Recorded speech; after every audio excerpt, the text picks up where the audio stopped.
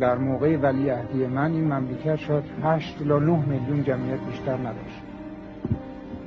امروز 35 میلیون جمعیت. 20 سال دیگه 60 الی 65 میلیون جمعیت خواهد داشت.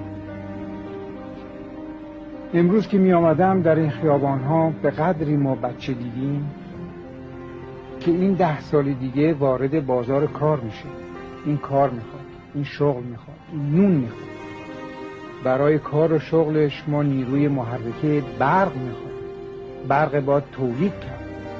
درست موقعی که جمعیت مملکت ما به تقریبا حد اکثرش میرسه 65 میلیون، درست موقعی است که نفت ما تمام میشه. از حالا تا اون موقع ما باید تمام نیروی جایگزین نفت بسازیم در این مملکت. جواب 65 میلیون دهان و شکم را چه شکلی باید داد؟ با ایجاد شغل، با ایجاد کار و ایجاد برق. پس از یک طرفی گفتم ما به شعائر دینیمون اهمیت می‌گذاریم، از طرفی باید مردمی زنده بمانن که صاحب دین باشن.